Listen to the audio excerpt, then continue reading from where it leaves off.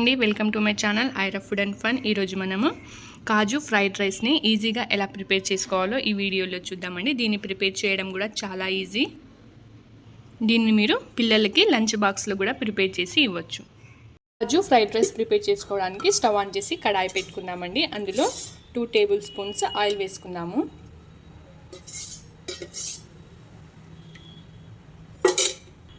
Oil heat అయ్యాక ఇందులో 1 spoon షాజీరా వేసుకుందాం.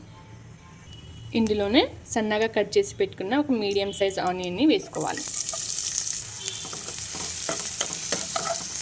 ఇప్పుడు ఇందులో ఒక క్యారెట్ని ఇలా సన్నగా కట్ చేసి వేసుకోవాలండి. ఇప్పుడు ఇందులో ఇలా అల్లం వెల్లుల్లిని సన్నగా కట్ చేసి వేసుకోవాలి.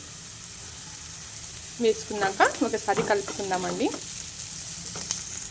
ఇప్పుడు మనం దీన్ని క్లోజ్ చేసి క్యారెట్ సాఫ్ట్గా అయ్యేంత వరకు ఉడికించుకుందాం. ఇప్పుడు ఇంకో ప్యాన్ పెట్టుకుందామండి. అందులో 1 స్పూన్ నెయ్యిని వేసుకుందాము. ఇప్పుడు ఇందులో 1/2 కప్పు జీడిపప్పును వేసి ఫ్రై చేసుకుందాం.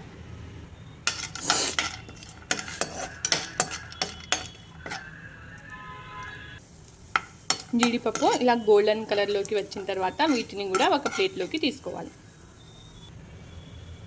క్యారెట్స్ ఆనియన్స్ సాఫ్ట్గా అయ్యాయో లేదో ఒకసారి చెక్ చేద్దామండి. చూడండి, ఇవి బాగా సాఫ్ట్గా అయిపోయాయి. ఇప్పుడు ఇందులో మనము ఒక 3 పచ్చిమిర్చీలను ఇలా పేస్ట్ చేసి వేసుకోవాలి. ఒక చిన్న గిన్నెలో 2 స్పూన్స్ పెరుగుని వేసుకొని దాన్ని బాగా బీట్ చేసుకోవాలండి. ఇలా బీట్ చేసి పెట్టుకున్న పెరుగుని ఇందులో వేసుకుందాం.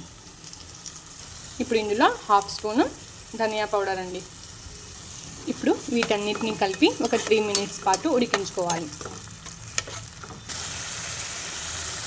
ఇలా 2-3 మినిట్స్ ఉడికిన తర్వాత ఇందులోకి 1 స్పూన్ సోయా సాస్ వేసుకుందామండి.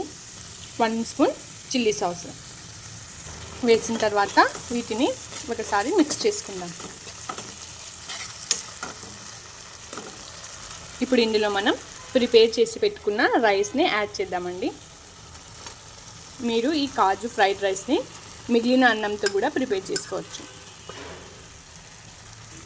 ఇప్పుడు ఇందులో సన్నగా కట్ చేసి పెట్టుకున్న కొత్తిమీరను వేసుకుందాం. ఫ్రై చేసి పెట్టుకున్న కాజు అండి. ఒక 1/2 లెమన్ తీసుకొని పైన లెమన్ జ్యూస్ పిండుకోవాలి. లాస్ట్లో రుచికి సరిపడా ఉప్పుని యాడ్ చేద్దామండి. ఉప్పు వేసిన తర్వాత వీటన్నిటిని ఒకసారి మిక్స్ చేసుకుందాం.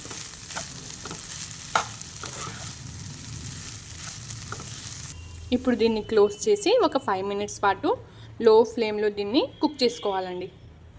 5 మినిట్స్ తర్వాత చెక్ చేద్దామండి. మన కాజు రైస్ రెడీ అయిపోయింది. దీన్ని మనం సర్వ్ చేసుకుందాం. అంతే అండి, మన వేడి వేడి కాజు రైస్ రెడీ అయిపోయింది. చాలా సింపుల్ కదా దీన్ని చేయడం. మీరు కూడా ఈ రెసిపీని తప్పకుండా మీ ఇంట్లో ట్రై చేయండి. మన ఛానల్ని లైక్ అండ్ షేర్, సబ్స్క్రైబ్ చేసుకోండి. Thanks for watching.